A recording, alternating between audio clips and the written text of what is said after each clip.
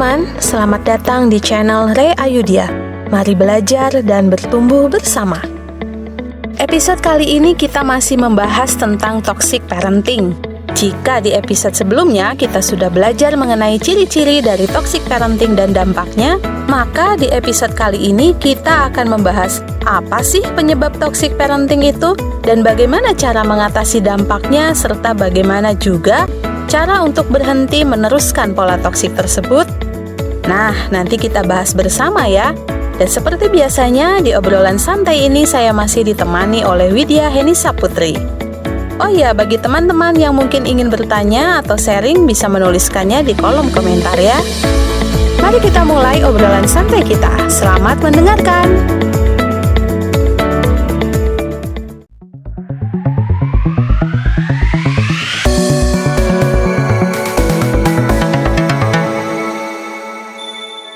Faktor penyebab dari toxic parenting. Sebenarnya dari sekian banyak faktor nih sister. Karena pasti ada beberapa banyak faktor nih. Tapi yang paling sering lah gitu.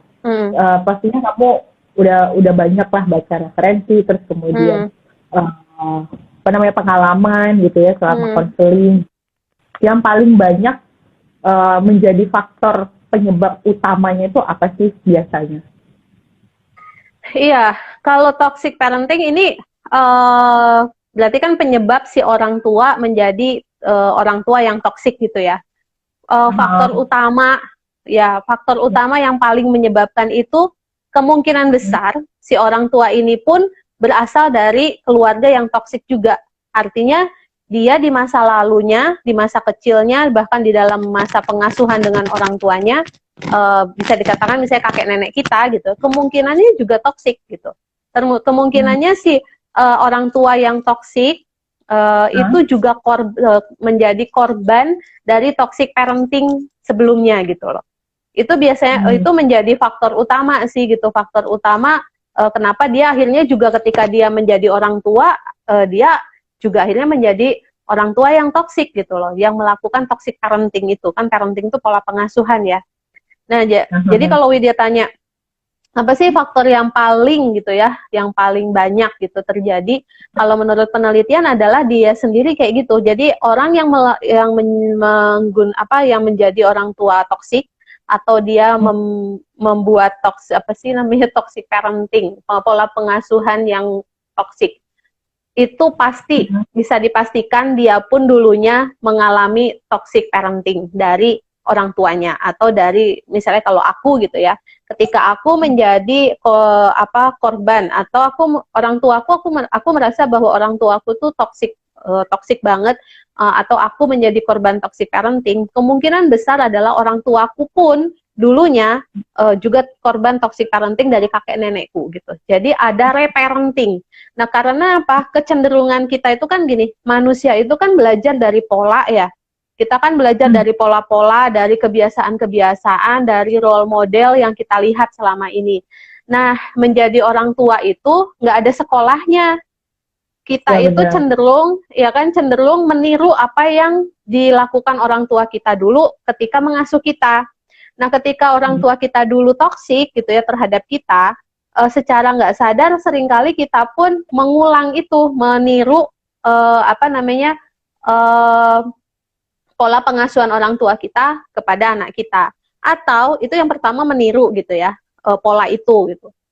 Karena misalnya alasannya, aku dulu tuh dikerasin biar aku mandiri, biar aku kuat gitu loh. Padahal itu mungkin kerasnya juga sudah termasuk toksik gitu. Tapi karena ingin mendidik anakku juga harus seperti aku, akhirnya pola pengasuhan itu dibawa kembali gitu, diterapkan kepada anaknya sendiri. Atau yang kedua, dia karena dulu aku sudah susah, sudah dikerasin sama orang tuaku, jangan sampai anakku ngalamin apa yang aku rasain misalnya gitu. Sehingga reparentingnya itu lebih ke balas dendam, over memanjakan misalnya. Jadi anaknya apa-apa nggak boleh. Mungkin kalau dulu waktu dia masih kecil atau remaja, nggak boleh main, habis waktunya untuk bantuin orang tuanya beberes rumah misalnya. Nah, karena dia punya dendam gitu ya terhadap dulu dia ngerasa nggak puas main, masa remajanya habis untuk bantuin orang tua di rumah. Nah, ketika dia punya anak, anaknya tuh nggak boleh sama sekali pegang pekerjaan rumah. Anaknya tuh udah kamu tugasnya pokoknya belajar dan bermain misalnya gitu, benar-benar nggak boleh. Akhirnya si anak ini kan juga menjadi nggak terampil juga gitu loh, jadi dia nggak tahu cara berjuang untuk hidup gitu kan, karena cenderung dimanjakan gitu. Nah itu kan kita kemarin sudah bahas toh, bahwa toxic parenting itu bukan hanya yang kekerasan gitu kan, tetapi juga yang mau terlalu memanjakan ataupun ada kurangnya arahan, kurangnya bimbingan atau pengabaian, ada pembiaran, itu kan termasuk juga ciri orang tua yang melakukan toxic parenting kan gitu. Maka itu jadi ada dua nih manifestnya gitu ya, ketika misalnya aku gitu ya mendapatkan toxic parenting sebelumnya, apakah aku akan meniru lalu kuterapkan kepada anakku, atau aku membalas dendam gitu dengan cara tidak melakukan apa yang dilakukan orang tuaku tapi over gitu, menjadi cenderung memanjakan, membiarkan, karena jangan sampai anakku menderita kayak aku. Prinsipnya baik sih gitu ya, karena nggak pengen anaknya menderita, tetapi itu nggak bener juga gitu, nggak seperti itu juga gitu kan, kayak gitu sih. Dan ada satu hal lagi sebenarnya, orang tua yang melakukan toxic parenting ini kebanyakan sebenarnya nggak sadar loh kalau mereka itu sudah toxic terhadap anaknya. Seringkali mereka itu sebenarnya bertujuan baik, ingin anaknya itu menjadi orang yang baik gitu ya, ingin anaknya punya mental yang baik gitu, ingin membentuk anaknya itu menjadi pribadi yang kuat misalnya. Tetapi karena ketidaktahuannya gitu ya, karena tadi itu manusia itu belajar dari pola-pola, dari pengalaman, dari pembiasaan. Yang dia tahu, misalnya kayak aku ya, kita contohin aku aja. Yang aku tahu gitu ya, mendidik anak itu seperti orang tuaku mendidik aku gitu. Dan aku meskipun tidak nyaman, meskipun aku dikerasi gitu, aku tidak punya role model lain gitu loh tentang pengasuhan misalnya. Sehingga aku melihat bahwa caranya orang tuaku mencintaiku dengan cara mengerasi gitu. Jadi dengan dibentak, dengan misalnya didisiplinkan dengan sedemikian rupa, dikritik gitu ya biar aku semakin maju gitu, terus dikekang, dikontrol, nggak boleh ini dan itu gitu kan. Itu aku belajar bahwa caranya mencintai anak tuh seperti itu, seperti yang orang tua aku lakukan misalnya. Nah, ketika aku punya anak, aku kan mencintai anakku. Aku lakukan juga tuh apa yang aku lihat dari orang tuaku, dengan tujuan ya aku mencintai dia. Nah, artinya adalah aku sebagai korban toxic parenting itu belajar cara mencintai itu seperti yang orang tuaku lakukan terhadap aku. Belajar bahwa mengasihi itu, menyayangi anak itu seperti yang orang tuaku lakukan terhadap aku. Karena satu-satunya role model dan pengalaman tentang kasih sayang dan cinta itu yang kudapatkan dari orang tuaku misalnya gitu. Aku nggak ada role model pembanding, misalnya aku tidak pernah melihat orang tuanya temanku gitu, aku tidak pernah melihat tante omku misalnya, atau mungkin melihat om dan tanteku tapi caranya sama misalnya dengan caranya orang tuaku gitu ya, kepada sepupu-sepupu semuanya juga dikerasin kok misalnya gitu. Nah, sehingga aku belajar bahwa caranya menyayangi tuh kayak gitu toh, caranya menjaga anak tuh kayak gitu toh, tanpa tahu bahwa itu nggak bener gitu, bahwa itu toksik. Nah, akhirnya itu diikutin gitu kan. Nah, toxic parenting itu kan baru dia menyadari bahwa itu tidak tepat. Kemungkinan misalnya ketika sudah ada pemberontakan dari si anak, misalnya anaknya tiba-tiba males sekolah, tiba-tiba demotivated gitu ya, terus dia nggak mau ngapa-ngapain, kecanduan game dan segala macam, lalu datang misalnya ke guru BK atau ke konselor, psikolog, terus dikasih tahu, ibu, bapak, pengasuhannya diubah ya, bla bla bla bla, terus baru dia bilang, selama ini caraku mengasuh salah toh gitu. Karena yang kulakukan itu seperti yang dilakukan ayah dan ibuku tuh gitu. Paham ya sampai sini? Maksudnya jadi maka pentingnya kita memutus mata rantai toxic parenting itu, karena nanti kalau kita teruskan, anak kita pun akan melanjutkan toxic parenting itu kepada cucu kita kan gitu, karena yang dia pelajari caranya orang tua merawat anak tuh dengan cara seperti itu, padahal itu cara yang tidak sehat, itu cara yang sangat beracun misalnya, sangat toksik gitu. Jadi di sini satu penelitian tuh bilang bahwa kebanyakan mereka tidak menyadari kalau mereka sudah memberikan toxic parenting gitu. Mereka sudah menjadi orang tua yang toksik itu mereka kadang nggak sadar karena hanya meniru apa yang sudah pernah mereka alami di masa lalu dari pengasuhan orang tuanya tanpa mereka tahu bahwa oh itu tidak sehat, oh itu ternyata toksik gitu. Jadi kalau penyebab utamanya tuh pasti itu mereka pernah menjadi korban dari toxic parenting dulu sebelumnya dan tidak tahu bahwa itu toksik, tidak menyadari bahwa itu toksik, akhirnya diturunkan kembali ketika mereka punya anak. Ternyata begitu. Suatu mata rantai gitu ya. Suatu mata rantai benar. yang saling berkaitan. Cuman kita kalau begitu ya, istilahnya kan kalau aku sih pengalaman aku pribadi sih juga orang tua juga termasuk tegas sih dalam mendidik anak gitu kan ya. Misalnya tuh kalau dulu tuh kan biasa ya yang namanya dicubit lah ya, dikejar pakai sapu ya. Iya. Itu biasa gitu. Istilahnya itu karena di sekeliling kita juga pada saat itu orang tua yang keras kayak gitu juga banyak gitu kan ya. Ya ngomong lagi kotor, cabai mulutmu ya kan. Terus langsung cocol cabai ya kan. Jadi ya kita juga lihatnya ya orang tuanya, misalnya orang tua temenku kan, ya orang tua temenku juga gitu sih gitu. Terus nah, yang jadi sulitnya saat ini tuh kan, kalau kita kan akhirnya menyadari ya, oh ternyata apa yang orang tua kita lakukan dulu, ada yang tidak benar gitu. Itu pun mungkin karena keterbatasan pengetahuannya mereka juga dulu. Betul. Sampai akhirnya kan kita bisa menyadari, oh perlakuan kayak gini tuh nggak benar sebenarnya, walaupun ada efek baik yang terjadi dengan kita gitu ya. Sebenarnya emang sih gitu, aku jadi lebih disiplin. Emang sih aku jadi lebih kuat mentalnya gitu, karena udah biasa juga dimarahin gitu kan ya. Memang ada sisi-sisi yang memang bagus yang tumbuh gitu. Cuman yang menjadi apa ya? Yang menjadi dilema tuh. Nah, untuk kayak kita gini lah ya, apalagi mamah-mamah muda saat ini gitu, yang mungkin udah aware sama kayak gini toxic parenting, aku nggak mau lah nanti ngajarin anakku ini, kayak gini salah pengasuhannya. Cuman di satu sisi kan pasti ada rasa kesel ya, suatu saat nanti pada saat kita menjadi parenting itu pasti kesel kali sama anak ini gitu kan, pasti ada momen terkesal dengan anak tuh pasti ada gitu. Iya. Caranya nih biar ngebedain antara menjadi toxic parenting sama kita mau nasihatin anak kita dalam kondisi yang benar-benar marah, itu kayak gimana dong kita? Iya itu pertama tuh kita harus bedain dulu ya mana kesalahan dan mana kejahatan. Nah seringkali itu kan ketika si anak melakukan satu perilaku gitu, kita itu nggak melihat dulu itu kesalahan atau itu kejahatan. Kalau kejahatan sebaiknya dia beri hukuman kan gitu.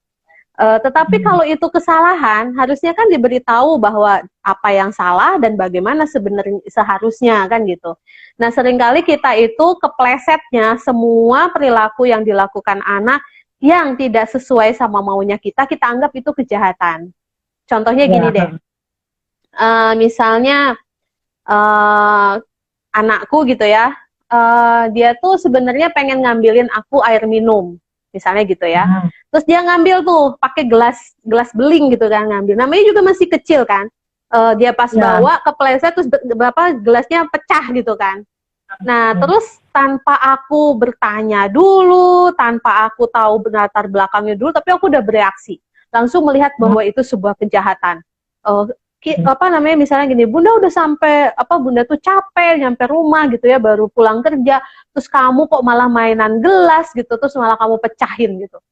Wah, itu kira-kira si anaknya gimana? Padahal ketika kita misalnya sudah tahu, besoknya ternyata anak ini tuh maksudnya mau bawain minum untuk ibunya karena dia melihat ibunya tuh capek gitu. Kira-kira patah hati nggak? Menyesal nggak ketika kita sudah marahin dia duluan gitu?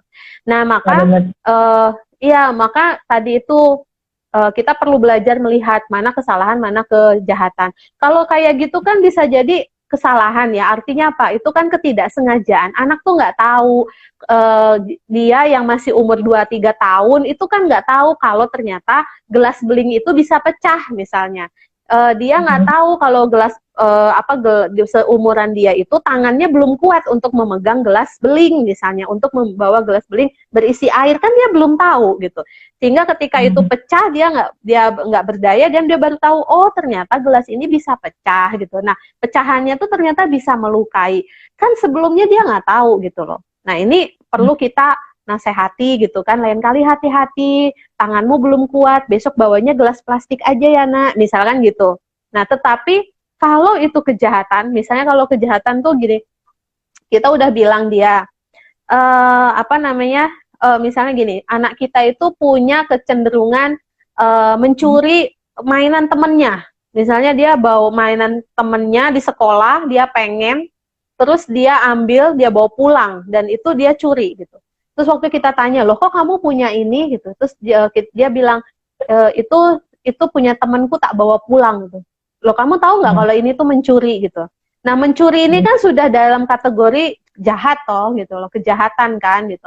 Nah, maka kita perlu menghukum, artinya menghukum biar si anak ini paham bahwa ini benar-benar penting gitu loh, ini prinsip gitu. Kalau kamu punya kebiasaan mencuri gitu, ini bisa suatu saat makin besar jadi kriminal, dan ini nggak baik kan gitu. Ini sangat buruk. Nah, ini perilaku yang sangat buruk. Maka kita perlu tegas memberikan dia hukuman.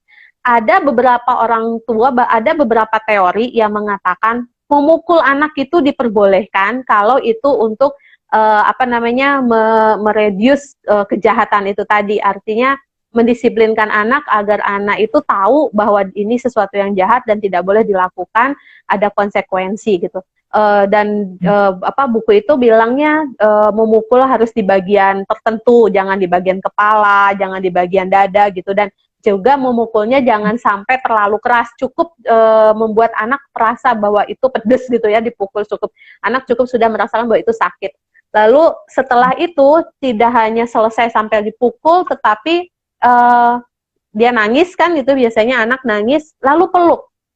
Dipeluk gitu anaknya, setelah dipukul itu anaknya dipeluk, itu sebagai konfirmasi gitu, bahwa dikatakan juga bahwa misalnya aku nih, anakku tadi mencuri gitu ya, aku pukul tangannya misalnya gitu, terus aku peluk dia, terus aku katakan gini, sakit ya dipukul tangannya gitu, hati bunda juga sakit harus memukulmu gitu, tetapi bunda harus lakukan itu karena ini kejahatan, bunda nggak mau kamu menjadi pencuri nanti besarnya misalnya gitu.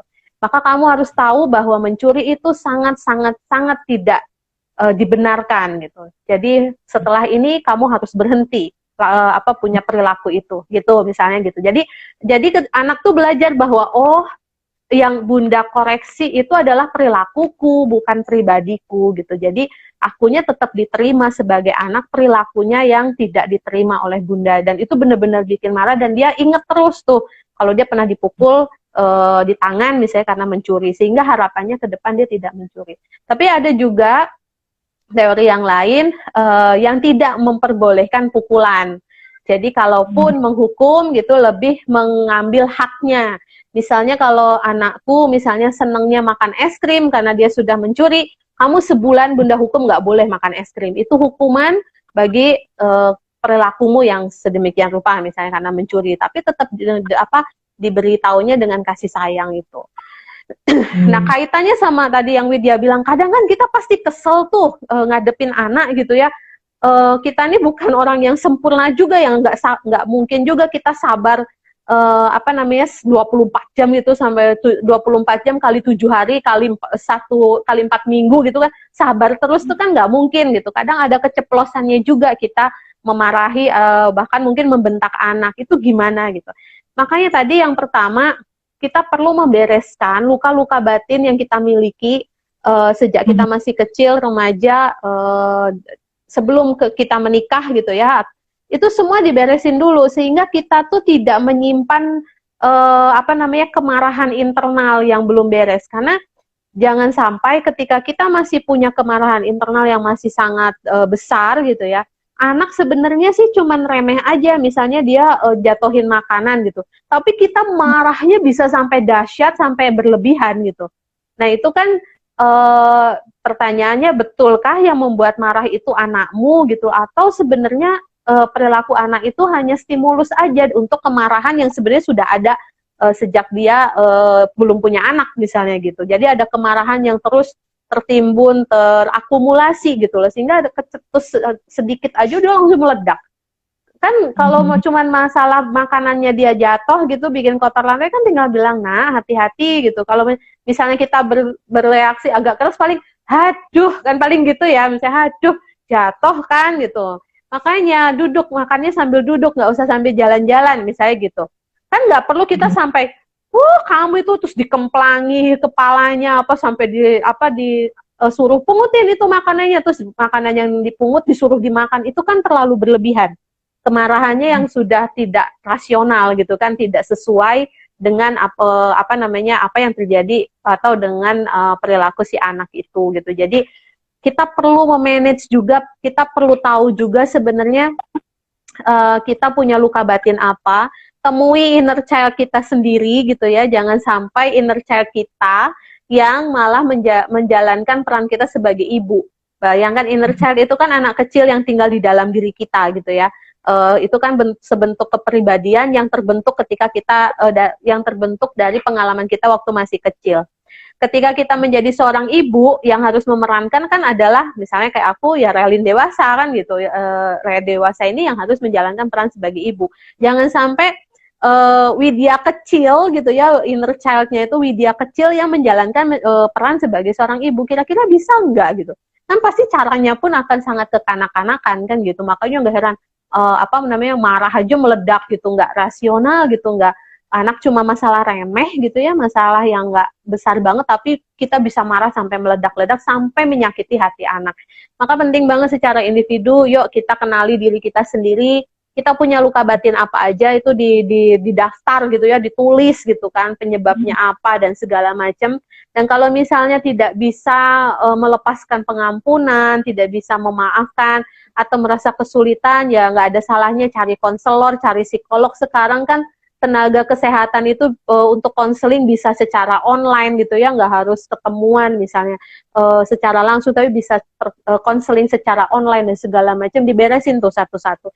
Sehingga ketika nanti kita berhadapan dengan pasangan, berhadapan dengan anak-anak tuh, kita tidak membawa nilai-nilai toksik gitu loh terhadap mereka. Jadi marahnya kita tuh marah yang sesuai gitu ya, dengan sesuajarnya gitu. Jadi nggak, kesabaran itu ada kalanya kita nggak sabar itu, tapi dalam konteks yang masih wajar gitu. Benar. Itu tadi ya, balik lagi bahwa kita memang perlu sekali untuk memanage, mengetahui diri sendiri sih ya, sebelum berumah tangga, sebelum nanti jadi orang tua. Iya betul. Ada sekolahnya sih, memang iya sih, bener sih, nggak ada sekolahnya. Iya memang nggak ada sekolahnya, bener. Tetapi kita bisa belajar. Iya benar. Sekarang kan ilmu kan bisa didapat dari mana aja kan ya, dari pengalaman orang, dari baca buku, ikut seminar gitu kan. Kamu udah pernah ikut seminar ini belum? Seminar pranikah, seminar relationship, seminar pasutri kayak gitu. Aku pernah sih pranikah. Aku pernah sekali ikut. Aku pernah sekali ikut. Iya itu bagus itu. Terus ya sebenarnya sih aku cuma pengen tahu kan, ya namanya juga, dan orang tuh selalu gini loh Sista. Jadi banyak sekali orang yang meremehkan sebenarnya. Malah ngapain sih ikut konseling pranikah, ngapain sih, padahal kan di setiap TAUA sekarang tuh udah ngadain ya. Mereka, udah ada ya sekarang. Oh bagus itu. Kalau di tempat aku di sini gitu, di TAUA-nya itu memang ada pelatihan, modelnya tuh kayak pelatihan seminar lah gitu ya, seminar pranikah untuk calon-calon si pengantin-pengantin ini. Gitu. Jadi ada tuh dan diwajibkan untuk ikut. Gitu. Iya. Kalau di Nasrani kan itu udah minimal 6 bulan sebelum pernikahan tuh sudah ada gitu, konseling pranikah itu. Nah, cuman sebagian besar dari masyarakat gitu ya, sebagian besar dari para calon-calon pengantinnya itu malah, iya apaan sih ribet banget, harus ikut kayak gini, bisa diwakili. Iya, iya, iya. Banyak yang kayak gitu sebenarnya. Padahal ya memang bisa diwakilin gitu ya, tapi kan sebenarnya itu bekal sih ya. Betul. Bekal kali ya. Isinya kalau aku pribadi ya menikah itu tidak hanya cinta doang sih. Isinya tuh nggak karena masalah itu doang. Terus nanti kita bulan-bulan ini nggak gitu doang sih. Iya. Aku tuh malah memandang pernikahan itu kompleks sih, Siska. Malah tuh ternyata tuh sekompleks ini, dan aku mampu nggak ya? Aku tuh nggak mau yang sampai ya ampun nanti aku udah terjun di pernikahan gitu ya, terus ternyata aku tuh belum siap. Misalnya it's okay lah, mungkin terlambat gitu ya. Misalnya ya udahlah mungkin terlambat untuk menikah. Sebagian orang mungkin mengatakan hal yang seperti itu. Tapi menurut aku tuh nggak ada yang terlambat gitu. Semuanya kan butuh persiapan. Orang tuh beda-beda. Ya mungkin ada yang nikahnya cepat dan persiapannya dia mungkin lebih matang gitu kan ya. Kita nggak tahu gitu. Kalau aku pribadi sih, aku masih banyak nih yang harus aku pelajari, harus aku siapin. Bukan sekedar materi sih. Untuk nikah tuh bukan sekedar kita nyiapin materi kayak gedungnya di mana ya, besok cateringnya siapa gitu ya. Gak cuman itu sih yang lebih aku pikirin. Kalau itu wedding bukan marriage gitu kan.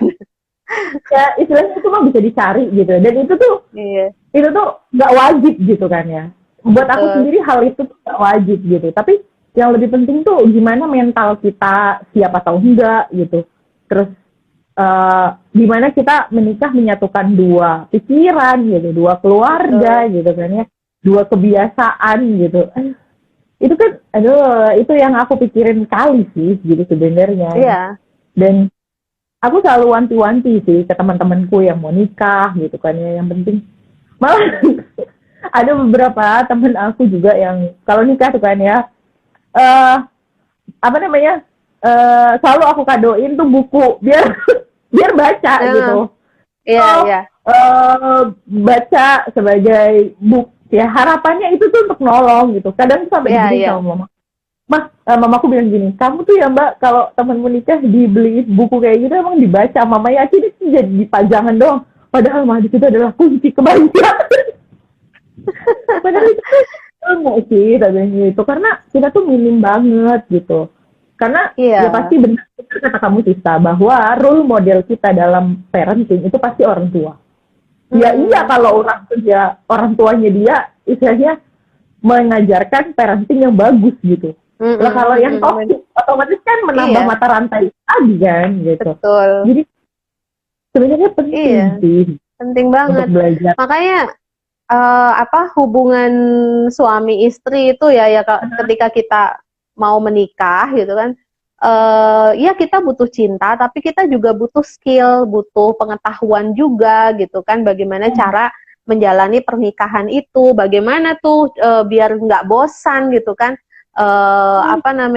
Kita gini aja deh, kita setiap hari makan tempe aja gitu, atau makan daging ayam, atau makan daging sapi, terus begitu kan pasti ada bosannya kan gitu. Nah, bayangkan kita akan hidup bersama satu orang ini gitu ya, dari kita bangun tidur sampai nanti ketemu lagi gitu kan, itu sampai puluhan tahun mungkin kalau kita diberikan umur panjang sampai tua loh gitu. Nah, bagaimana kita bisa tetap jatuh cinta setiap hari gitu ya, jatuh cinta setiap saat, itu perlu diupayakan gitu loh. Jadi makanya kalau dalam bahasa Inggris itu dikatakan marriage is verb gitu. Jadi pernikahan itu kata kerja yang artinya tuh dilakukan, diupayakan secara intentional gitu loh, dilakukan, diupayakan secara sengaja. Jadi nggak ada yang habis nikah terus ujug-ujug aja otomatis cinta itu terus jalan, terus kalau udah bosen terus cerai. Nggak gitu juga caranya menjalani pernikahan gitu ya. Apalagi ketika nanti ada anak-anak gitu loh, karena kalau kita motivasi kita ya memang tidak ada yang sempurna ya. mungkin banyak juga para pengantin yang awalnya ya taunya udah nikah aja lah gitu. Lalu by proses gitu, mereka by by time mereka belajar berproses. Oh ternyata pernikahan tuh perlu belajar. Oh ternyata perlu pengetahuan ini. Oh terus berproses akhirnya seiring dengan waktu semakin lama mereka menikah, oh semakin dewasa satu sama lain. Ada juga yang begitu gitu ya. Nah kita yang baik yang belum menikah atau yang sudah menikah itu memang pada prinsipnya tidak bisa berhenti belajar gitu kan. Belajar menjalin hubungan dengan pasangan, belajar berkomunikasi, belajar mengekspresikan kemarahan, belajar membuat batasan gitu ya, belajar menghormati, belajar juga menyelesaikan masalah secara efektif dan sehat seperti apa, bahkan belajar skala prioritas gitu kan, siapa yang harus kita dahulukan di dalam keluarga, misalnya itu kan terus belajar, prinsipnya begitu. Jadi kenapa ini penting gitu ya, secara individu kita perlu menyehatkan diri kita dulu, kan gitu, karena hubungan suami istri yang tidak sehat itu juga mendorong menjadi orang tua yang toksik juga untuk anak-anak gitu, karena suami istri yang tidak kompak, suami istri yang relasinya sangat ringkih, itu cenderung menjadi orang tua juga yang cukup ringkih gitu untuk anak-anaknya gitu kan. Kenapa suami istri ini harus kompak, harus satu tim gitu ya, harus bisa saling saling mendapatkan kasih sayang gitu ya dari pasangan dan segala macam, saling mencintai. Karena itu akan menjadi energi untuk mereka mengasuh anak-anak mereka gitu. Bayangkan kalau mereka hubungan suami istri aja nggak beres, maka mereka akan kekurangan energi untuk mengasuh anak-anak mereka dengan lebih efektif, karena udah sibuk mikirin relasi dengan pasangan yang nggak beres gitu kan, makin tambah sakit hatinya, pusing gitu ya, terus harus ngadepin anak setiap hari, itu juga menjadi tidak efektif dan tidak sehat.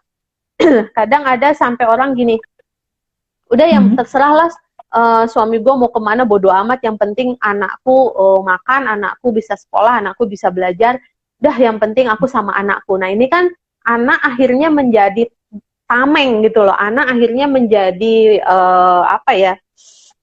benteng gitu loh, buat penuh tamengnya dia gitu loh, padahal sebenarnya dia punya masalah dengan suaminya yang tidak bisa terselesaikan misalnya gitu. Nah ini kan maka penting sekali hubungan suami istri yang sehat itu, karena hubungan suami istri yang tidak sehat itu menjadi salah satu faktor penyebab terjadinya toxic parenting gitu. Dan perceraian juga ya, kalau sampai misalnya hubungan suami istri tidak sehat sampai akhirnya terjadi perceraian. Nah perceraian itu sendiri juga bisa menjadi salah satu faktor penyebab terjadinya toxic parenting terhadap si anak. Apalagi kalau sampai cerainya ribut banget gitu ya, terus sampai rebutan anak, rebutan hak asuh misalnya gitu. Itu si anak bakalan bingung banget gitu loh. Ini kok aku tuh sebenarnya mau kemana gitu. Bahkan ada yang sampai, ini pengalamanku pribadi ya, orang tuaku bercerai gitu dan mereka perceraiannya memang tidak baik-baik gitu. Pada satu masa tuh aku sampai nggak berani membicarakan tentang ibuku di depan papaku bisa, dan aku tidak berani juga ngomongin tentang papaku di depan ibuku gitu loh. Karena apa? Ketika misalnya aku cuma ngomong tentang mama gitu ya, oh papaku bisa marah-marah misalnya. Kalau pas di depan ibuku aku ngomong sedikit tentang ayahku, nanti ibuku bisa marah-marah, sehingga aku bingung gitu loh. Nah padahal sebagai anak aku kan berhak mendapatkan kasih sayang dari keduanya, meskipun mereka bercerai misalnya. Tetapi karena perceraian itu bukan dalam perceraian yang baik-baik saja gitu ya, tidak ada kesepakatan pengasuhan dan segala macam, karena berawal dari hubungan suami istri yang tidak sehat ini, akhirnya juga cara dia memperlakukan anak juga berbeda.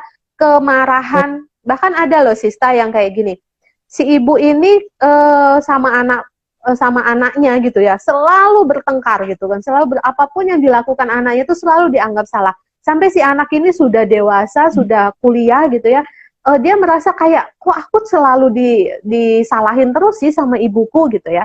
Nah sekali waktu anak ini karena sudah dewasa kan bertanya, kenapa sih mah aku tuh selalu salah di mata mamah misalnya gitu. Lalu ibunya bilang gini, soalnya wajahmu tuh mirip banget sama bapakmu, dan itu bikin aku tuh selalu inget gitu loh sama perlakuan bapakmu, dan itu bikin ibunya marah, jengkel gitu. Lah padahal kan berarti kan si ibu ini melampiaskan kemarahannya terhadap mantan suaminya kepada si anak. Nah ini kan udah toksik gitu loh. Si anak tidak berhak mendapatkan itu. Kan anak ini bukan mantan suaminya kan gitu. Tetapi anak ini dijadikan tempat pelampiasan dia memarahi pelampiasan terhadap kemarahan terhadap mantan suaminya dilampiasin ke anak. Nah ini kan nggak sehat. Makanya kenapa kita perlu membereskan diri sendiri, mengupayakan hubungan suami istri itu yang sehat gitu ya, sehingga jangan sampai terjadi perceraian gitu kan. Kalaupun terpaksa ada perceraian, ya paling tidak perceraiannya yang baik-baik gitu, dengan memperhatikan dampak psikologisnya kepada si anak kan gitu. Jangan sampai dia udah dapat orang tua yang ringkih, dapat juga toxic parenting, pengasuhan yang toksik juga kan gitu. Nah itu banyak sekali kasus seperti itu Sista. Jadi dia sampai bingung lah ketika dibilang, karena kamu mirip banget sama bapak. Terus anak ini mau bilang apalah, aku tuh nggak milih wajahku begini kan, ibaratnya kan gitu ya. Nah ini terus masalahnya di mana? Padahal dia selalu ngerasa dia sumber masalah gitu. Apalagi kalau sampai pertengkaran di depan anak karena rebutan anak. Wah itu si anak akan merasa jadi sumber perceraian. Mungkin dia seumur hidup merasa bersalah, merasa bahwa dialah yang menyebabkan orang tuanya bercerai. Padahal orang tuanya bercerai ya karena ketidakmampuan si suami dan si istri ini menyelesaikan masalah kan gitu. Bukan karena si anak, tapi si anak ini bisa menanggung rasa bersalahnya seumur hidupnya dia gitu. Nah mungkin juga sampai ada yang trauma sampai tidak mau menikah misalnya gitu ya, karena dia melihat orang tuanya yang seperti itu. Maka hubungan suami istri yang sehat itu sangat penting, sehingga tidak sampai memberikan toxic parenting bagi anak. Jangan sampai perceraian juga itu ya juga diduga menurut penelitian menjadi faktor penyebab perceraian, penyebab toxic parenting juga.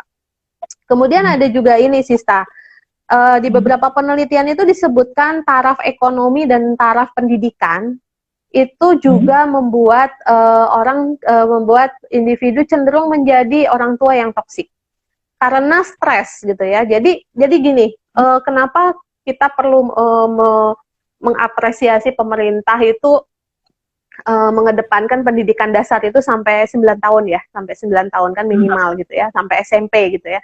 Karena pendidikan ini akan bukan hanya memberi kita pengetahuan, tetapi juga membentuk cara kita berpikir, membentuk kemampuan cara kita menyelesaikan masalah. Nah, ketika memasuki dunia pernikahan, kita perlu punya kecerdasan dalam menganalisa sebenarnya ini masalahnya apa. Kita juga perlu punya kemampuan untuk menyelesaikan masalah-masalah yang kita hadapi dalam pernikahan. Nah, penelitian menyebutkan orang-orang yang taraf pendidikannya cukup rendah dan juga taraf ekonominya cukup rendah itu cenderung lebih rentan stres. Nah, ketika stres itu dia tidak otomatis kan secara individu dia menjadi fungsi dia tidak efektif gitu.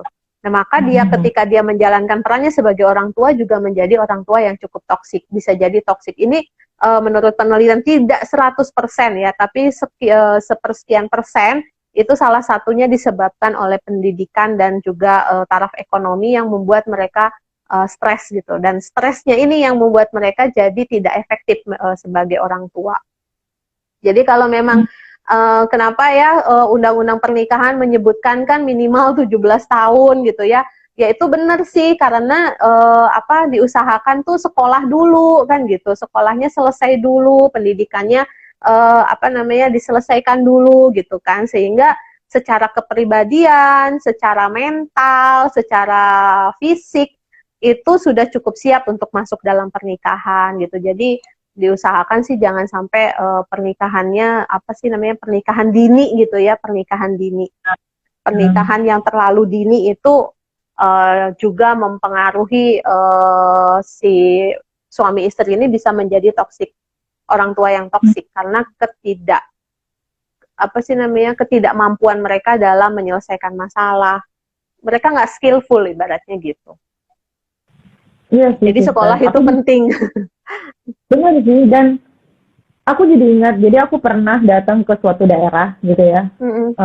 Terus daerah itu tuh anak-anaknya nggak sekolah sih, Kak. Anak-anaknya nggak sekolah. Terus bandel-bandel sih gitu, bandel-bandel. Jadi banyak banget orang-orang yang bilang gitu ya, orang-orang yang di sekitar sana agak jauh gitu ya. Mereka bilang bahwa anak-anak yang dari daerah itu tuh kalau keluar daerahnya dia itu pasti jadi pencuri, jadi kriminal lah gitu. Terus itu tingkat nikah mudanya tinggi gitu. Iya. Dan pada saat aku ke sana gitu ya, mayoritas ya pas itu aku nggak sengaja tanya-tanya gitu kan ya, tanya-tanya gitu gimana kehidupan di sana gitu ya, ngobrol-ngobrol sama orang yang ada di situ lah gitu kan ya. Jadi memang mereka itu biasa, ya udahlah mereka nggak usah sekolah, mereka langsung nikah aja. Ngapain sih sekolah tinggi-tinggi? Jadi pemahaman orang-orang di sana adalah ngapain coba sekolah tinggi-tinggi, nggak ada gunanya juga gitu. Jadi ya udah biarin aja mereka nikah, bangun keluarga dia sendiri. Jadi memang kehidupan mereka itu sangat minim gitu ya, sangat jauh dari taraf kehidupannya itu rendah banget gitu. Terus kemudian punya anak, kadang tuh aku kasihan lah kita. Ada yang anaknya itu masih 17 tahunan gitu, dia udah ngurus anak 2 loh, 2 anak. Wow. Iya beneran, dan anak itu dibiar aja gitu. Terus, kamu udah punya anak gitu? Pernah saya bilang, iya kak, udah punya anak saya 2. Oh, 2. Gue satu aja belum gitu kan. Iya. Anak-anak Bu. Tadi ada tuh Bu, kalau lihat ke depan itu biarin aja dia main dekat lapangan situ, deh gitu kan. Terus dan rata-rata tuh begitu. Cara didiknya adalah ya udah mereka nikah muda. Orang tua saya tuh dulu berpikir bahwa ya udah ngapain sih harus sekolah tinggi-tinggi gitu kan ya. Ya Allah, tamat SMP-nya udah syukur loh Siska. Jadi ada yang memang SD aja mereka nggak tamat gitu. Perempuan lagi. Iya sih, di beberapa daerah masih ada yang begitu. Ya tapi penelitian ini tidak menyebutkan bahwa semua yang taraf pendidikannya rendah ataupun semua yang taraf ekonominya rendah lantas menjadi orang tua yang toksik, enggak begitu. Cuman hasil penelitian ini 30% gitu ya, kebanyakan dari mereka itu rata-rata yang karena respondennya berdasarkan responden yang dia teliti gitu ya. Nah, salah satunya itu disebabkan oleh taraf pendidikan dan taraf ekonomi yang rendah karena stres gitu kan, jadi rentan stres. Tapi bukan berarti kita lantas mengeneralisasikan semua yang taraf ekonomi rendah terus taraf pendidikan rendah jadi cenderung jadi toksik, yang orang tua yang toksik. Enggak gitu, kita nggak bilang begitu. Hanya salah satu penyebab saja gitu kan, ada di antara penyebab-penyebab yang lain. Banyak juga kok yang dia taraf pendidikannya rendah, taraf ekonominya rendah, mungkin juga menikah muda gitu, tapi dia cukup baik gitu menjadi orang tua yang cukup efektif, menjadi orang tua yang cukup sehat, itu juga banyak gitu kan. Cuma karena ini topiknya adalah toxic parenting dan kita pengen tahu apa sih sebenarnya penyebabnya. Nah, salah satunya penyebabnya disebutkan di penelitian itu pendidikannya rendah dan taraf ekonomi yang rendah, walaupun kerentanan stres tiap orang itu kan berbeda-beda ya gitu. Iya sih Sita, kalau di sana itu kalau di sana sendiri kasusnya adalah ketidaktahuan mereka sih. Dan karena tadi pola role modelnya adalah orang tua gitu. Jadi kayak turun-temurun ya. Kayak sudah terbudayakan. Ya, budayanya itu udah biasa gitu. Kalau kayak gitu kita biasa gitu, nggak sekolah ya kita udah biasa. Mereka langsung nikah juga udah biasa karena budayanya ini sih. Kalau di sana itu lebih ke budayanya, bukan ke rentan stresnya atau enggak sih gitu. Kalau di stresnya sih enggak gitu. Tetapi ya karena budayanya gitu ya, karena budayanya di sana membentuk mereka seperti itu. Memang ada ya yang kayak gitu. Kadang kan kita nggak ada memang ada. Beberapa daerah masih ada yang begitu. Gitu. Jadi pendidikan kita itu juga belum merata. Benar. Bayangin di sini dari sekolah. Itu ya. Lah ya. Mungkin ya karena daerah tertinggal gitu kan ya. Jadi itu Iya, menjadi biasanya hal gitu. Taraf ekonominya itu secara ekonomi belum merata gitu ya. Masih banyak benar. juga yang hidup di bawah garis kemiskinan. Ya memang sangat wajar kalau mereka sudahlah menikah saja gitu kan. Dengan menikah kan orang Ya, tua bebas beban mengasuh gitu kan. Dengan ketika dia menikah dia hidup dengan suaminya ya mandiri berjuang lah. sendiri kan, ibaratnya mandiri kan gitu. Ya itu kita bisa maklumi juga. Iya sih, gitu. Mm-mm. Nah, eh, ini kan kita udah ngebahas masalah faktornya apa gitu ya, faktor Mm-mm. penyebabnya Mm-mm. apa gitu. Nah, bagi nih, pastilah ya, di antara berjuta-juta pendengar ini gitu ya, pasti ada yang Mm. ngerasa, aduh, gue kayaknya memang korban toxic parenting sih nih gitu. Mm-mm. Dan ternyata masih ada luka batin itu gitu. Pasti ada di Mm-mm. salah satu pendengar yang mungkin seperti itu gitu ya. Nah, Mm-mm. kira-kira ada nggak sih kita caranya nih, cara yang paling mudah lah yang mungkin bisa dilakukan oleh kita Mm-mm. orang-orang awam gitu ya, Mm-mm. untuk mengatasi yang sudah terjun dan ya udah terlanjur jadi korban nih, apa yang harus Iya, juga dilakukan gitu. iya, iya. Mau mau apa namanya, istilahnya mau, aduh, mau ke psikolog mahal, nggak tahu Hmm. gimana gitu ya, mereka yang Hmm. kayak gitu. Ada juga yang berpikir, aduh, mau ke psikolog juga aku nggak tahu harus ngomong apa, terus harus Hmm. mulai dari mana gitu. Tapi aku merasakan hal yang tidak beres nih, dan sakit nih, ya aku pernah dilakukan yang tidak baik misalnya dengan orang tua. Nah, hal yang paling mudah yang mungkin bisa dilakukan gitu buat mendengar Hmm. kita nih apa ya kira-kira? Iya, karena toksik gitu ya, toksik itu kan racun ya. Maka kita perlu mendetoks diri kan gitu. Kita harus bersihin tuh racun-racun yang pernah kita konsumsi ibaratnya ya dari orang tua kita, ini khususnya karena toxic parenting ya, dengan melakukan perawatan diri, perawatan mental ya, perawatan mental, self care gitu. Karena apa namanya, kita tidak bisa mengubah orang tua kan gitu. Kita mungkin sampai saat ini kita berharap orang tua itu minta maaf gitu sama kita. Loh, bisa jadi mereka itu nggak sadar kok kalau mereka sudah toksik gitu kan. Bisa jadi yang seperti tadi ku bilang di awal, bisa jadi itu yang mereka pahami, cara mencintai anak tuh begitu gitu loh. Jadi tidak pernah ada maksud mereka menyakiti kita. Bisa jadi begitu kan gitu. Walaupun sampainya ke kita sangat sakit gitu, tapi bisa jadi mereka nggak paham bahwa itu sudah menyakiti, karena itu juga yang mereka dapatkan dari kakek nenek kita misalnya gitu. Nah, kalau seperti ini, boro-boro kita akan mendengarkan kata maaf dari orang tua kita kan gitu, karena mereka sendiri nggak bermaksud kok misalnya menyakiti kita. Nah, maka kita perlu pertama mendetoks diri, membersihkan racun-racun itu. Kita pahami dulu bahwa kita tidak punya kendali, kita tidak akan pernah bisa mengubah orang tua kita menjadi orang tua seperti yang kita inginkan. Itu yang pertama. Jadi kita perlu belajar dulu menerima bahwa Tuhan itu mengirimkan orang tua kita ya seperti mereka gitu kan. Dan kita melihat juga bahwa dengan tadi ya memahami penyebabnya, mungkin orang tuaku begitu karena dia pun dulu sama kakek nenekku begituin gitu. Nah, kita kan muncul rasa empati gitu ya. Berarti ayah dan ibuku gitu ya, yang misalnya dua-duanya yang toksik, ayah ibuku itu juga penuh luka batin gitu loh.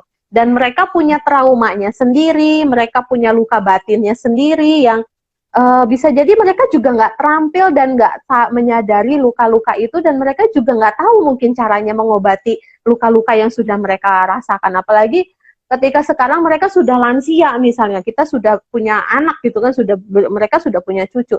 Bisa jadi itu sudah laten dan kita nggak bisa tiba-tiba nasehatin mereka, ayo dong berubah jadi orang tua yang tidak toksik, kan nggak bisa gitu ya. Nah, yang kita bisa lakukan adalah kita mengubah reaksi kita, cara kita bereaksi. Kalau memang kita bisa mengubah situasi, kita ubah situasinya kan gitu. Tapi kalau kita tidak bisa mengubah situasinya, kita ubah cara kita bereaksi kan gitu. Nah, kalau kita nggak bisa mengubah situasinya dan aku juga nggak bisa mengubah caraku bereaksi, ya tinggal minta tolong sama Tuhan, minta kemampuan untuk bisa bertahan di dalam penderitaan ini kan gitu. Karena mau gimana lagi kalau udah seperti itu kan. Jadi yang pertama adalah detoks diri, bersihkan diri dari racun-racun itu. Kemudian yang kedua, belajar menerima kenyataan bahwa orang tua kita memang orang tua yang toksik, tapi bagaimanapun melalui mereka kita hidupkan gitu.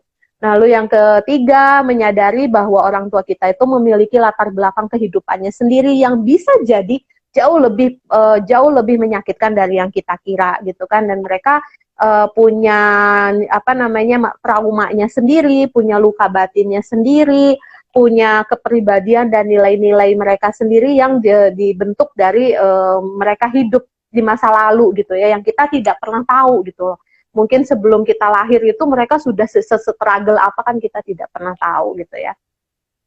Dan kita ketika mereka mulai bereaksi atau mulai misalnya kayak mulai membentak kita atau dalam tanda kutip menekan tombol gitu ya, ketika orang tua kita menekan tombol dan itu membuat kita sakit hati misalnya, contohnya kayak kamu itu loh ini contoh ya, misalnya gini, kamu itu loh nggak sampai sekarang belum kawin, soalnya kamu itu nggak kamu itu soalnya sama mama pelit sih, nggak pernah ngasih gaji gitu, nggak pernah ngirimin duit gitu, makanya tuh kan sekarang belum kawin-kawin misalnya. Itu kan kalimat toksik banget kan ya gitu. Nah ketika itu kan sebenarnya ketika orang tua yang toksik mengatakan itu kan mereka sedang memencet tombol alarm gitu ya, biar kita langsung tit gitu, biar kita bisa meledak gitu, bisa marah. Nah, ketika mereka menekan tombol itu, coba kita tidak terburu-buru untuk bereaksi. Kita tahan diri dulu, kita latihan untuk tidak reaktif gitu ya, tapi tarik nafas dulu, kita bisa berhenti sejenak, mengamati dulu apa sih kalimatnya mamah ini, apakah betul kalimatnya dia begitu, apakah betul karena aku tidak ngirimin dia uang lalu aku menjadi tidak menikah, kayaknya ini nggak ada kaitannya deh, misalnya gitu. Kenapa sih mama bisa berkata seperti itu? Apakah dia sebenarnya butuh uang gitu, atau dia sebenarnya ada masalah keuangan atau apa? Sehingga kita tidak lantas langsung meresponi atau bereaksi atau melawan gitu langsung. Udah jadi rame gitu. Karena kita bisa belajar untuk menyesuaikan diri dulu dengan karakternya mereka. Kalau kita bisa diam dulu ya kita diam dulu gitu sampai orang tua kita selesai misalnya mengeluarkan amunisi toksiknya itu, kita sambil kita mengatur nafas gitu ya, latihan relaksasi, kita ngambil nafas juga untuk tidak terburu-buru bereaksi, tidak reaktif gitu. Lalu kenapa sih kita harus membersihkan racun-racun itu agar kita bisa memutus rantainya itu ya. Jadi jangan sampai besok kalau kita punya anak, kita mengadopsi nilai-nilai toksik itu untuk anak kita. Sama aja dong kalau kayak gitu, mata rantai toksiknya ini nggak pernah terputus kan gitu. Nah kita sadari dulu kalau memang ada ciri-ciri, oh iya nih orang tua aku toksik nih, oke, ambil komitmen untuk tidak meneruskan itu. Lalu ambil komitmen untuk membersihkan diri. Perawatan mental saat ini tuh banyak. Kalau misalnya teman-teman tidak bisa ke psikolog, tidak bisa ke konseling ke konselor atau tenaga kesehatan mental lainnya gitu ya.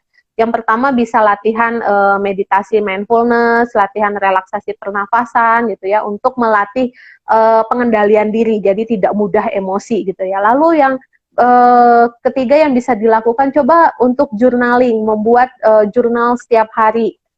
Misalnya kalau aku biasanya ke klienku bisa aku minta mereka membuat PR-nya itu adalah membuat jurnal setiap harinya, menuliskan luka-luka batin apa saja yang mereka miliki selama ini. Itu dicatat dari mereka dari yang mereka bisa ingat ya, ketika mereka balita, anak-anak, remaja, semua ditulis.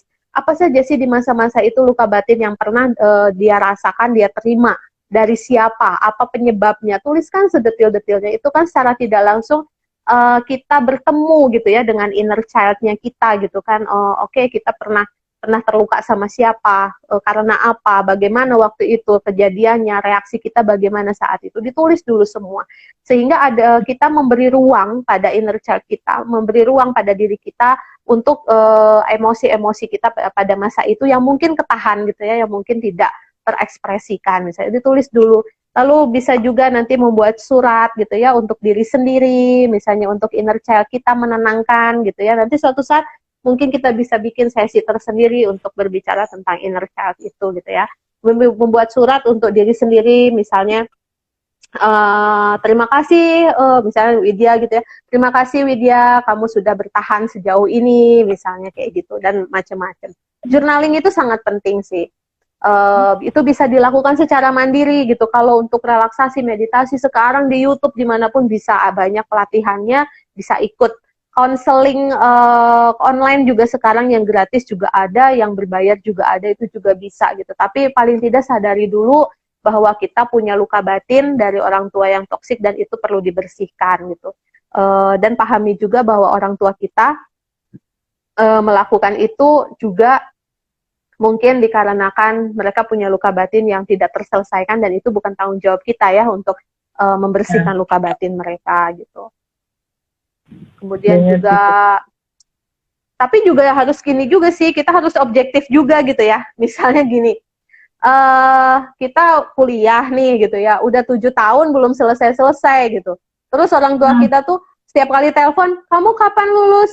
Kamu kapan lulus? Ya itu kita perlu objektif juga sama diri kita sendiri.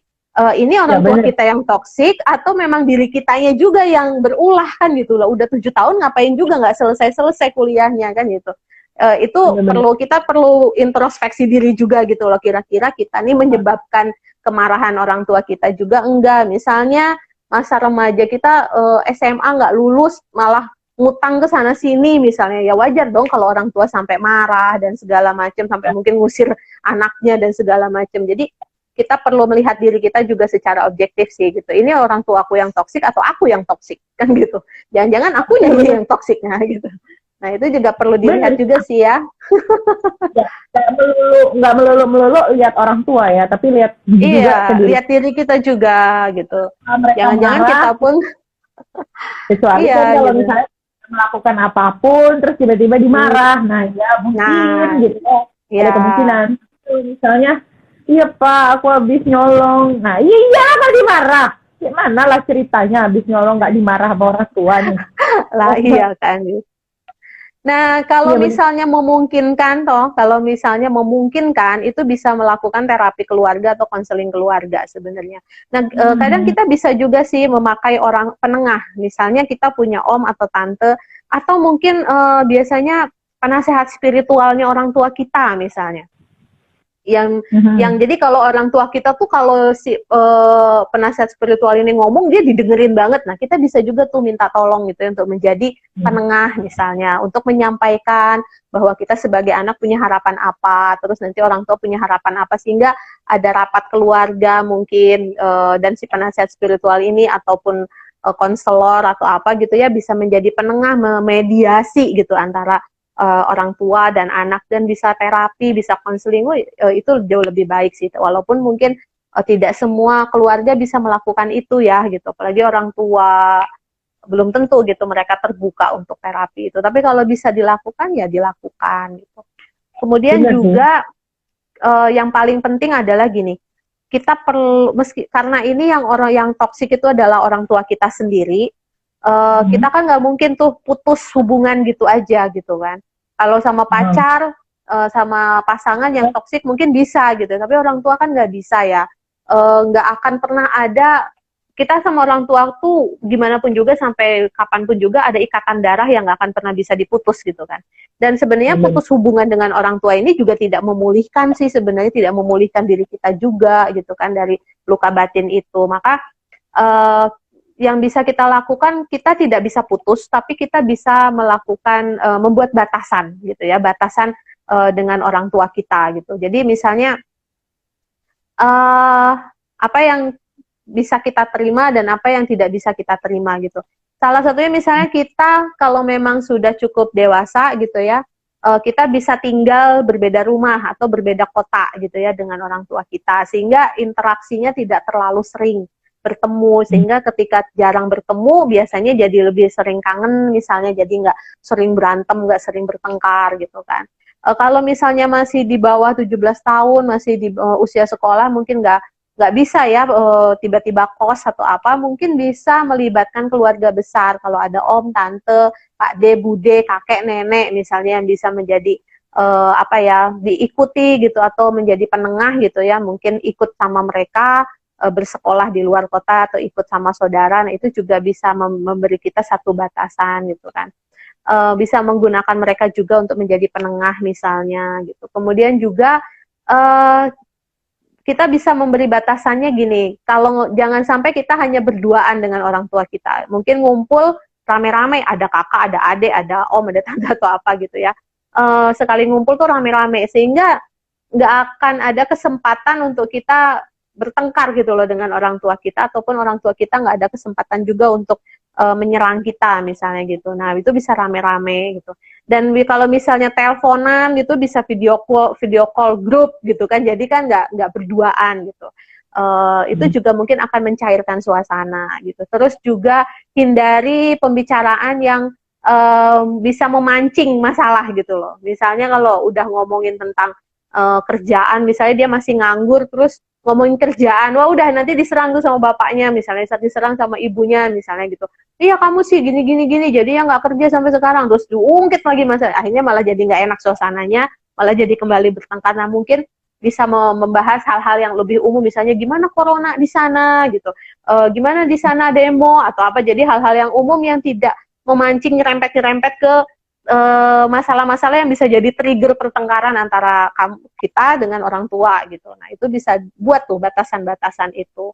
Misalnya kalau mau ketemuan gitu kan, misalnya orang tua kita datang nih ke Jogja gitu ya, ketemuannya bisa di tempat publik, misalnya di restoran atau di mall, atau sekalian tuh pas orang tua datang kita datengin juga misalnya ke apa teman-teman kita, kalau memang sudah menikah keluarga dari pasangan kita, jadi nggak sempet berdua-duaan, sehingga itu bisa mencairkan suasana. Nah itu batasan-batasan yang bisa kita lakukan gitu ya ketika itu orang tua kita sampai sekarang masih toksik gitu ya, cara parentingnya gitu. Ya sekali lagi sih aku bilang gini, kalau misalnya kita bisa mengubah situasinya, ya silakan diubah. Nah misalnya kayak pindah tempat tinggal gitu ya, atau minta tolong orang ketiga yang menjadi penengah, yang aku pernah bilang sama Widya di episode kapan itu kan, ini perlu diomongin nggak kan gitu. Kalau misalnya perlu diomongin, haruskah aku yang ngomong atau orang ketiga yang ngomong kan gitu, penengah gitu. Kalau misalnya betul, terus kapan waktunya untuk diomongin, kan itu bisa dipertimbangkan. Nah itu juga gitu, kita bisa ngubah situasinya, kita yang memberi batasan, pindah tempat tinggal, pindah beda tempat tinggal gitu kan, atau beda area misalnya, atau menggunakan orang lain untuk menjadi penengah, untuk sama-sama berubah, misalnya orang tua kita berubah, kita juga berubah, atau konseling atau segala macam. Tapi kalau misal ternyata situasinya juga nggak bisa kita ubah, ya kita ubah cara kita bereaksi gitu kan. Nah cara kita menyikapi, kita perlu latihan berkomunikasi dengan cara yang lebih sehat gitu. Ketika kita memahami bahwa orang tua kita itu punya luka batinnya sendiri, traumanya sendiri yang mungkin sampai saat ini mereka juga bingung cara menyelesaikannya gitu.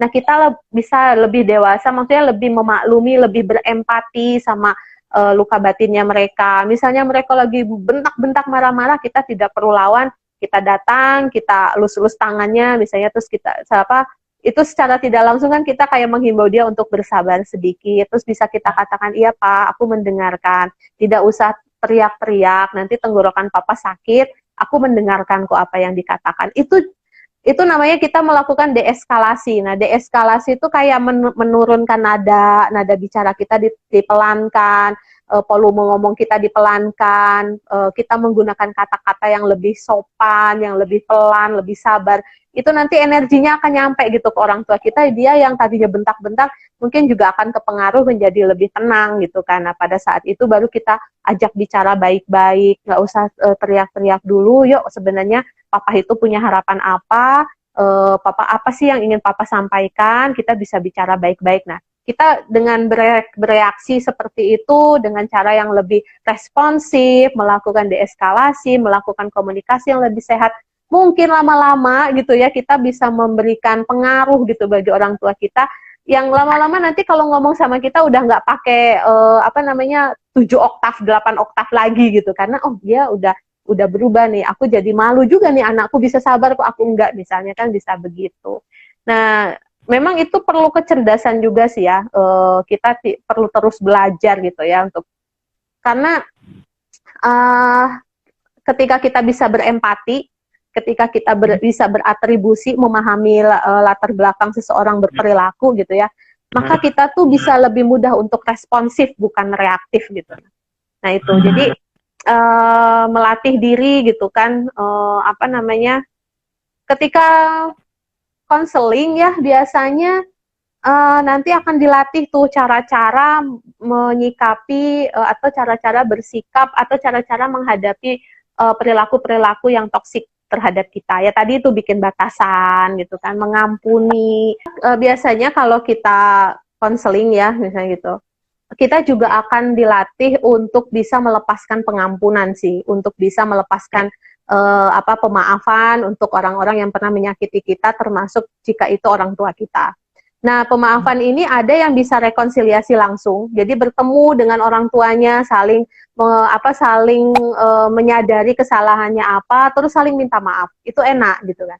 Tapi ada yang nggak bisa gitu loh. Nah, kalau gitu, apalagi misalnya orang tuanya sudah nggak ada, terus gimana dong? Mau memaafkan, mau minta maaf kan gimana? Nah, kita bisa yang tadi itu aku bilang bikin surat, bikin jurnal gitu ya, atau surat untuk orang tua kita. Meskipun itu surat tidak akan pernah terkirim misalnya, nggak apa-apa kita tulis gitu ya, kita minta maaf atau kita bilang bahwa ayah, ibu, meskipun kalian dulu di masa lalu pernah A, B, C, D gitu ya, tapi aku memutuskan untuk memaafkan kalian. Terima kasih sudah bersedia misalnya memelihara hidupku sampai aku besar apa dan segala macam. Nah, itu juga akan meringankan luka-luka batin yang kita miliki akibat dari toxic parenting itu. Jadi memang kita perlu anugerah ya untuk bisa memberikan pengampunan dan pemaafan itu gitu. Tapi kalau memang mau pulih ya memang akhirnya ke sana. Nah, biasanya kalau konseling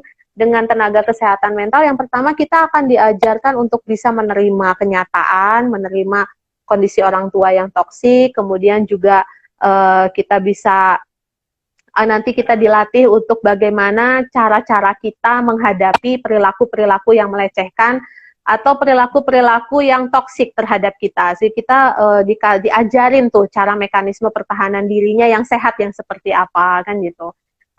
Itu harus dilakukan gitu kan, harus disiplin dilakukan, diaplikasikan dalam kehidupan kita sehari-hari ketika kita sudah ikut konseling misalnya gitu.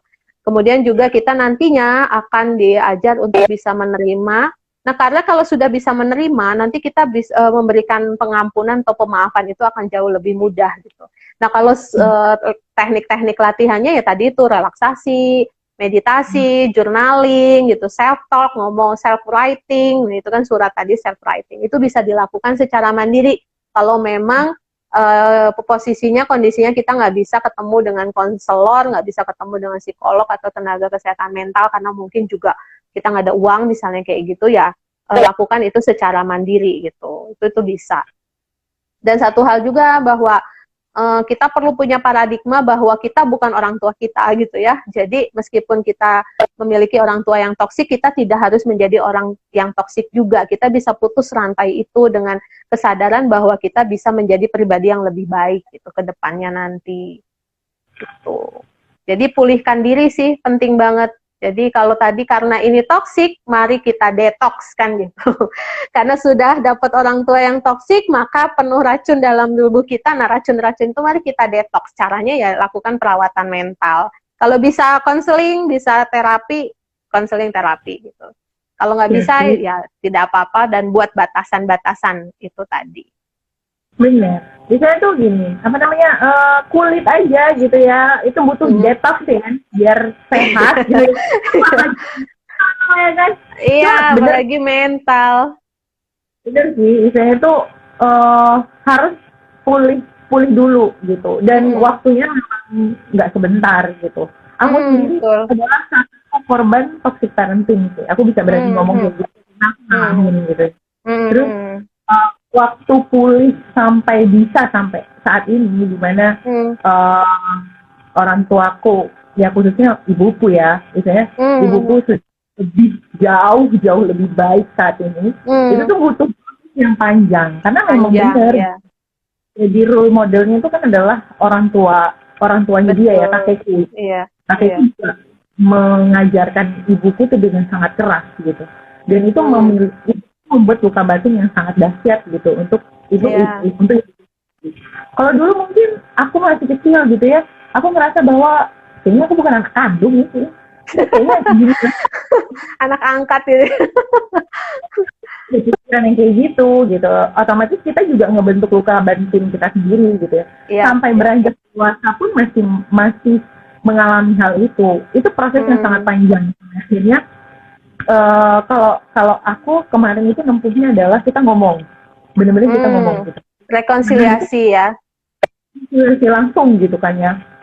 Jadi ngomong bener-bener apa yang aku rasain, apa yang ibuku rasain gitu kan ya. Dan sebenarnya itu ya masih ayahku sendiri, masih aku sendiri gitu. Jadi kita tuh gantian penengah lah. Istilahnya memperbaiki hubungan di dalam keluarga ini benar-benar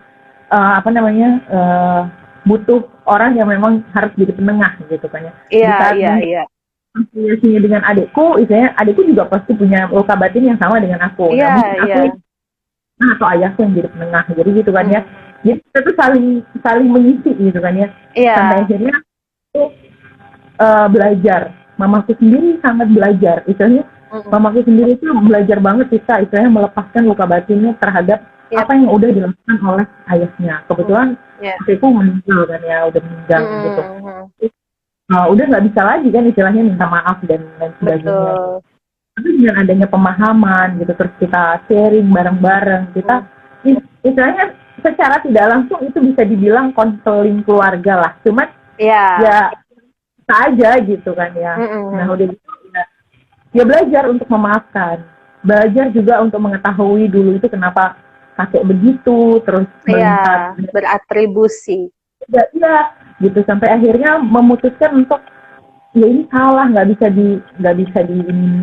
bisa dilanjutkan gitu. Dan mamaku juga ngerasa ya ampun salah aku selama ini ngajarin anak-anakku gitu kan ya.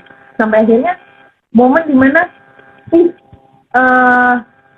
istilahnya saling memaafkan sih. Akunya ya kita sebagai anak yang pernah dilukain juga kita memahami bahwa orang tua kita itu nggak tahu loh, dia nggak punya role model gitu, dan otomatis ya orang tua kita tuh sayang kok dengan cara itu tadi, dia tahunya ya dengan seperti namanya kita gitu. Dan sampai akhirnya ya itu menciptakan batasan-batasan lingkungan tadi. Itu benar kalau kita. Aku tuh sampai saat ini aku pasti menyiapkan waktu untuk orang tua gitu ya, untuk quality time. Jadi kalau udah quality time, aku tuh udah nggak bisa diganggu gugat lah. Sampai teman-temanku ngantor tuh dia tahu banget. Jadi kalau misalnya teman-teman ngantor itu ngajakin, "Wih nongkrong ya, wih nanti minggu depan misalnya." Nongkrongnya sorry banget loh, aku nggak bisa ikut, nggak bisa gabung. Karena aku memang udah punya jadwal sama keluargaku, dan itu nggak bisa diganggu gugat kita. Gitu. Jadi memang ada waktu yang memang untuk kita sharing, kita nikmatin waktu bareng gitu, kita senang-senang bareng. Kalau misalnya memang ada masalah kita omongin bareng, kita bermain bareng gitu, sampai akhirnya tuh itu perjalanan panjang. Jadi buat teman-teman yang mungkin yang ya mengalami hal yang sama sebagai korban toxic parenting, butuh butuh kesabaran, butuh keikhlasan hati gitu. Betul. Dan harus mau terbuka antara satu dengan yang lainnya. Jadi akhirnya ya mau nggak mau kan istilahnya aku ngomong, adikku ngomong gitu, papaku ngomong gitu. Apa yang enak, apa yang nggak enak dari keluarga itu ngomongin gitu. Walaupun memang pahit gitu, walaupun memang harus ya, tapi kita bareng-bareng sakit loh sebenarnya gitu. Tapi kita mau lebih baik kan gitu. Dan ternyata memang itulah proses yang harus dialami. Cuman satu hal yang benar-benar kita syukuri banget gitu ya, dengan kita melewati hal yang sama-sama pahit itu tuh kayak, ya ampun sekarang tuh udah asik banget ya, kita mau ngobrolin apa aja enak ya, kita bisa sedekat ini ya, sampai hubungan aku sama Uti pun itu benar-benar diperbaiki gitu. Sampai orang-orang itu selalu bilang kalau Sharon, kalian itu adik kakak atau temenan sih, kok kayaknya asik. Sampai banyak yang nanya, kalian itu nggak pernah berantem ya? Kalian itu nggak pernah berantem di satu keluarga? Nggak tahu aja kau ya. Iya, karena kan dulu di episode sebelumnya kan aku udah singgung juga ya, salah satu dampak dari toxic parenting itu biasanya hubungan kakak adik atau hubungan antar saudara kandung itu menjadi tidak sehat juga gitu. Nah, ketika hubungan dengan orang tua sehat, maka hubungan antar saudara kandung juga menjadi jauh lebih sehat gitu kan. Ya syukurlah kalau keluarganya Widya bisa, maksudnya bisa rekonsiliasi gitu ya, walaupun aku yakin di luar sana gitu ya, masih banyak mungkin yang masih struggle, jangankan mau rekonsiliasi gitu ya, rasanya aja udah hidup tinggal satu rumah aja rasanya udah kayak neraka mungkin kan, pengennya pergi gitu tapi nggak bisa pergi gitu kan. Nah ya itu, jadi tapi setiap perasaan itu kan valid ya, apa yang dialami itu valid. Dan memang kenapa kita perlu membersihkan racun akibat toxic parenting di dalam diri kita gitu ya. Itu penting banget agar kita bisa memutus rantai toxic parentingnya, sehingga ketika kita nanti punya anak kita tidak meneruskan hal itu. Dan satu hal juga sih sebenarnya gini, menurut penelitian itu ya, orang tua yang otoriter sebenarnya orang tua yang sangat cemas. Jadi yang punya kecemasan. Maka kecemasan mereka itu yang membuat mereka memilih pola parenting yang otoriter. Nah, yang otoriter ini kan cenderung toksik ya, cenderung membuat si anak tidak nyaman sebenarnya. Maka kita pun sebagai orang tua, misalnya ketika sekarang sudah menjadi orang tua, kita perlu membereskan tuh kecemasan-kecemasan di dalam diri kita, sehingga nantinya ketika kita punya anak, kita tidak secara tidak sadar gitu ya, takutnya kalau secara tidak sadar kita tuh menjadi orang tua yang juga otoriter, misalnya anak nggak boleh kesini, nggak boleh gitu, nggak boleh ini, kita sangat overprotective gitu kan terhadap anak kita. Nah ini kan juga tidak sehat kan, yang seperti kita bahas sebelumnya, definisi toxic parenting bukan hanya sekedar kekerasan gitu kan, tetapi juga overprotective, terlalu memanjakan gitu ya, terjadi pembiaran gitu, terjadi tidak ada arahan dan bimbingan, itu juga sudah termasuk salah satu toksik juga. Maka kita perlu memulihkan diri itu. Jadi kita di sini bisa mulai memahami kondisi orang tua kita ya, ketika mereka sangat otoriter. Mungkin teman-teman di luar sana yang masih mengalami gitu kan, orang tuaku otoriter sekali. Di balik otoriternya mereka gitu ya, ada kecemasan yang sangat tinggi gitu loh terhadap anak-anak mereka. Mungkin di masa lalunya mereka punya pengalaman hidup yang juga membuat mereka penuh kecemasan gitu loh, sehingga bisa jadi mereka nggak sadar kok kalau mereka sudah otoriter terhadap anak-anaknya. Karena itu tadi yang aku bilang di depan tadi, bisa jadi itu yang mereka pelajari, cara mencintai anak, cara mengasihi anak, ya cara seperti itu yang mereka pelajari, dan mereka taunya kayak gitu tanpa ada role model lainnya. Nah kalau kita sekarang sudah menjadi orang tua, atau kita sekarang mau menikah, atau kita masih single dan tidak ingin meneruskan rantai toxic parenting ini, kita bisa loh mencari role model lain. Bisa dari membaca buku-buku parenting misalnya, bisa juga kita melihat di saudara kita atau di keluarga besar kita, ada nggak sih yang bisa kita jadikan role model orang tua yang lain misalnya gitu. Kalau misalnya kalau aku dulu ya, itu ada om dan tanteku gitu. Aku melihat bagaimana relasi om dan tanteku tuh sangat baik gitu. Jadi kalau omku pulang kerja gitu ya, tanteku tuh sangat menghormati dengan membuatkan minum, menyediakan air hangat untuk dia mandi gitu kan. Nah, itu aku tidak pernah melihat itu gitu kan, model seperti, dan aku melihatnya, oh itu kok indah ya, oh itu kok bagus ya gitu. Jadi aku punya role model lain gitu loh, selain orang tua aku sendiri gitu ya. Sehingga pada satu titik aku bilang, besok kalau aku jadi istri, aku mau kayak tanteku misalnya gitu. Besok kalau aku jadi menjadi ibu, aku pengen kayak tanteku misalnya, karena dia kepada anaknya sangat sabar misalnya kan, tegas tetapi edukatif gitu, bukan yang tegas yang otoriter gitu. Nah itu aku pengen kayak dia. Nah ini kita bisa sih cari reparenting yang lain kalau memang kita tidak punya role model orang tua yang bisa kita jadikan role model untuk kita pelajari ketika kita menjadi orang tua atau ketika kita menikah nanti misalnya gitu. Misalnya ada orang tuanya temanku misalnya, atau mungkin tetangga gitu yang kita kenal gitu kan. Itu juga kita bisa belajar dari mereka. Jadi jangan cuma stop bahwa orang tuaku toksik kok dan aku cuma taunya itu gitu. Terus itu menjadi excuse untuk kita tidak bertumbuh, untuk kita tidak berkembang dan meneruskan toksik. Itu kan nggak gitu juga ya. Zaman sekarang itu udah beda banget dari zaman orang tua kita gitu. Buku bisa online pun banyak, seminar-seminar pun yang gratis online juga banyak. Kita bisa belajar dimanapun kan gitu, untuk kita bertumbuh dan berkembang. Karena kita ini bisa berbeda kok dari orang tua kita gitu. Iya bener sih. Sekarang mah udah gampang, apa aja buka YouTube udah ada cara parentingnya. Iya kan? Banyak sekarang. Mau nanya langsung sama Kak Seto juga udah bisa, gampang. Bisa. Sekarang nggak sulit sih, asal kita mau aja untuk belajar sih ya kan kita. Tapi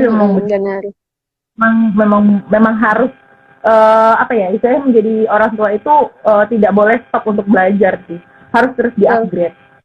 Iya.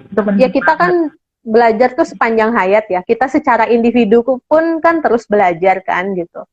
Apa namanya, bagaimana mengelola emosi, bagaimana mendetoks diri kan gitu, bagaimana mengenali diri kita sendiri juga. Makanya itu tadi tahapannya perbaiki diri secara individu gitu ya. Kemudian sehingga kita bisa ketika kita masuk dalam sebuah relationship, kita bisa menjalin relasi yang sehat dengan pasangan, menjadi pasangan yang sehat juga. Nah, ketika kehidupan dengan pasangan sehat, maka kita bisa menjadi orang tua yang sehat juga untuk anak-anak gitu kan. Nanti ketika anak-anaknya sudah menikah dan punya anak, kita bisa menjadi kakek nenek yang sehat juga gitu kan untuk cucu-cucu kita nanti gitu ya. Dan itu nanti dampaknya bisa kemana-mana. Jadi perubahan itu selalu dimulai dari diri kita sendiri. Kita nggak bisa ngubah orang tua kita. Iya, dan berharapnya dengan adanya perubahan itu kan generasinya menjadi semakin sehat. Gitu iya, kan, ya. Dimulai dari diri kita sendiri dulu. Bener sih, harus dimulai dari diri kita sendiri. Iya. Karena kalau menghadapi lain, ya Allah, udah ya, nggak usah orang lain.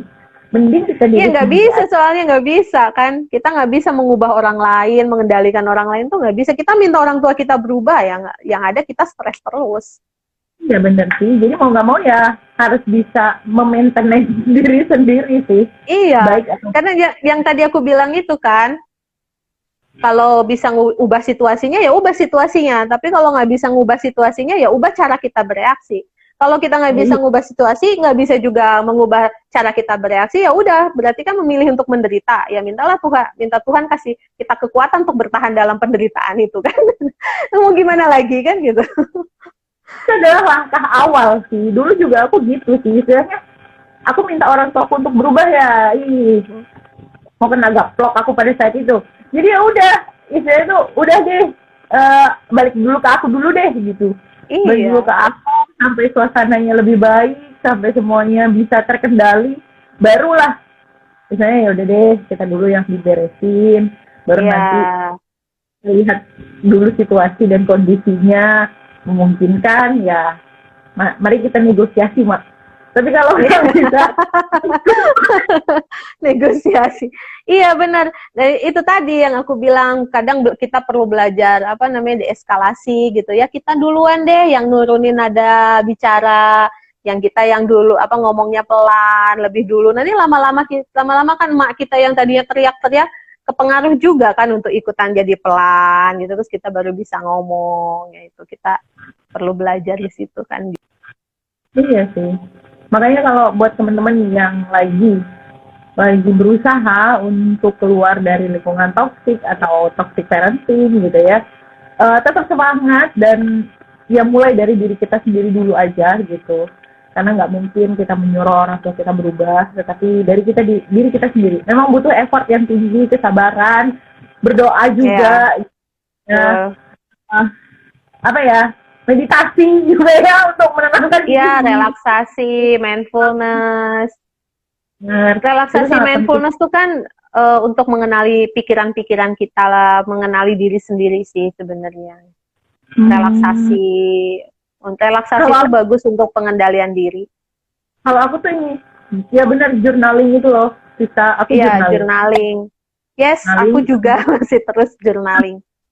Ini bikin surat. Itu itu aku lakukan. Self writing ya. Bukan. Ya betul. Itu membantu. Surat surat yang tak pernah dikirim kan? Tidak pernah dikirim. Bisa juga itu untuk detox diri dari luka batin mantan kan gitu loh. Bikin surat untuk mantan yang tidak perlu dikirim. Tuh, dengar tuh. Aku memaafkanmu mantan, misalnya gitu. Iya kan?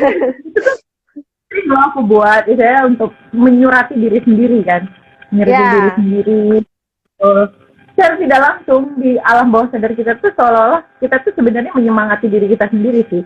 Karena kan di Ya. dalam surat itu kita memberikan harapan juga, kita meluapkan Ya. rasa sakit kita juga, gitu kan ya. Iya. Itu sih. Itu namanya self writing ya, namanya kan self talk itu banyak jenisnya. Nah, salah satunya self writing itu menulis surat untuk diri sendiri. Untuk menenangkan inner child-nya kita. Ya, kalau bisa konseling ya konseling, kalau tidak bisa konseling ya berarti lakukan perawatan mental secara mandiri. Bisa juga membaca buku-buku yang berkualitas ya gitu, yang bisa mengubah paradigma kita gitu terhadap diri kita, terhadap kehidupan gitu. Bahkan mungkin terhadap Tuhan gitu. Nah, itu juga akan membantu self healing juga gitu. Membaca buku-buku berkualitas tuh self healing menjadi salah satu cara untuk kita self healing juga gitu. Baik, Sista, aku senang sekali bisa tetap ngobrol kita di episode 5 ini. Gitu ya. Yes. Semoga di next episode kita bulan apa sih, November ya. Udah mau akhir tahun loh ya. Tapi nanti kita diskusiin lagi deh mau bahas apa gitu ya untuk berikutnya. Mungkin ada teman-teman yang nanti teman-temanmu atau yang melihat mau usul mau bahas apa juga boleh. Dan bagi yang pengen belajar yang lain-lain bisa ke channel YouTube-ku Ray Ayudia atau ke podcastku Sapa Jiwa. Podcast Sapa Jiwa bisa dilihat di Spotify, di iTunes Store ya. Gila, di dia tuh Apple, udah apa sih namanya? Lupa. dia udah Di Google Podcast apalah. Bikin podcast, coba udah ada podcast, udah ada YouTube. Wih, gila, produktif banget dong ya Mbak satu ini ya, gila dong. Kayak gimana? Iya, untuk mengisi kegabutanku gitu ya, berbagi informasi, berbagi pengetahuan. Linknya gitu ya, link YouTube, link podcast bisa dilihat di profil Instagramku gitu kan. Ya. Baik, Sista, sekali lagi terima kasih sudah mau banyak banget sharing di kesempatan kali ini gitu ya, dan jangan bosen-bosennya nanti di bulan depan kita akan sharing lagi seperti biasa gitu ya, bahas sama-sama. Sama-sama, semoga apa yang kita sharingkan itu bisa berfaedah, bisa bermanfaat gitu ya bagi siapapun yang ingin belajar tentang kesehatan mental, semoga bisa memenuhi kebutuhan keingintahuannya. Bener banget. Oke. Ya, baik, terima kasih Sista, sampai ketemu lagi kita di bulan depan. Sampai ketemu lagi. Yap. Stay safe dan juga sehat selalu. Salam buat keluarga di sana. Semoga selalu sama-sama, salam juga Tuhan. Semoga kita bisa ketemu. Amin. Setelah pandemi ini. Amin. Oke, selamat istirahat Sista dan sampai jumpa. Selamat istirahat. Sampai jumpa lagi. Sarangi. Demikian penjelasan mengenai penyebab toxic parenting dan cara mengatasi dampaknya dan berhenti meneruskan pola toksiknya. Terima kasih bagi teman-teman yang sudah menyimak video ini dan semoga bermanfaat. Sampai jumpa lagi di episode selanjutnya.